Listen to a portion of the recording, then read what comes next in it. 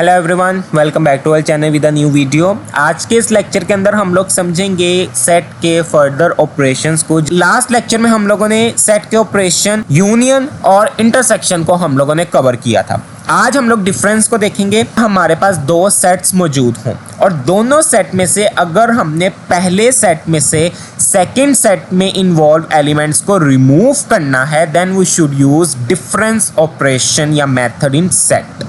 लेकिन permanently change उसको नहीं करेगा।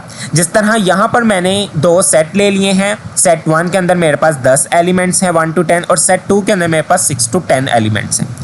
अब सेट 1 में से मैंने वो एलिमेंट्स डिलीट करने हैं जो सेट 2 में मौजूद हैं, लेकिन मुझे सेट 1 को परमानेंटली चेंज नहीं करना, तो फिर हम डिफरेंस का इस्तेमाल करेंगे। तो यहाँ पर देखते हैं, मैंने यहाँ पर एक और सेट ले लिया और यहाँ पर हम लिखेंगे सेट 1 डॉट डिफरेंस। यहाँ पर हमारे पास सेट का डिफरेंस मेथड इस्तेमाल होता है। सो हियर, और इसके पैरेंथेसिस में मैं सेकंड जो सेट मेरे पास होगा उसका वेरिएबल नेम लिख दूंगा।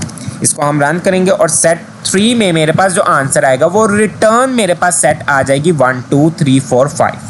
अब चूंकि इसको मैंने एक नए वेरिएबल के अंदर स्टोर किया है इस रिजल्ट को, इसलिए मेरे पास इसका आंसर 1 2 3 4 5 आएगा।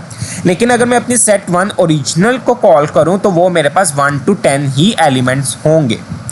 तो जब हमने अपनी ओरिजिनल सेट में से एलिमेंट्स को चेंज ना करना हो, फिर हम इस्तेमाल करते हैं डिफरेंस का। इसकी मैं एक और आपको सिंपल एग्जांपल देता हूँ। क्लास के अंदर टीचर ने अटेंडेंस ली और टीचर ने अटेंडेंस लेने के बाद जिन स्टूडेंट्स के नाम कॉल किए जो एब्सेंट थे, तो वहाँ पर टीचर ने फिर डिफरेंस का इस्तेमाल किया कि ये सारे के सारे स्टूडेंट प्रेजेंट होते हैं, यानी ये जो सेट 1 है ये सारे के सारे स्टूडेंट्स के मेरे पास नेम है, और सेट 2 में वो स्टूडेंट्स हैं जो एब्सेंट हैं, तो उनको टेम्परेरी तौर पर यानी एक दिन के लिए वो छुट्टी पर होंगे, उनको ख़त्म करने के लिए हम यहाँ पर डिफरेंस का इस्तेमाल करेंगे, जो टेम्परेरी तौर पर क्या करेगा, उन एलिमेंट्स को ख़त्म कर देगा, लेकिन ओरिजिनली चेंज नहीं करेगा।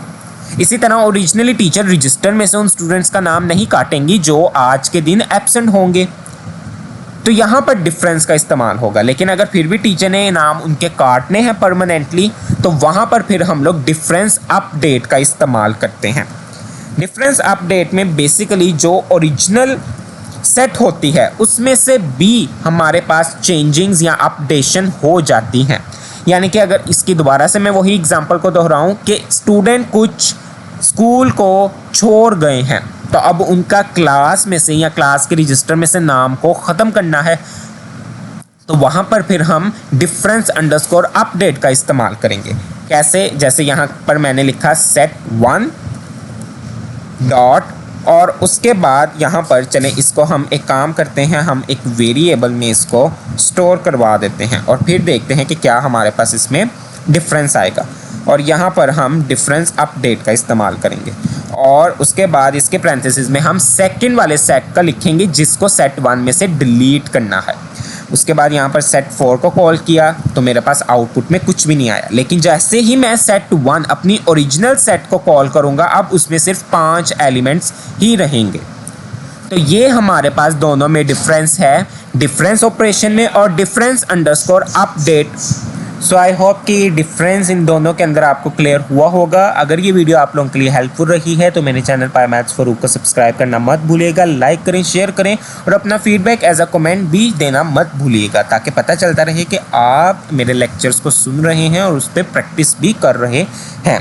फर्दर और टेक्निक समझने के लिए मेरे चैनल पाया मैथ्स फॉर के साथ जुड़े रहिए। Thank you so much for watching. Bye bye.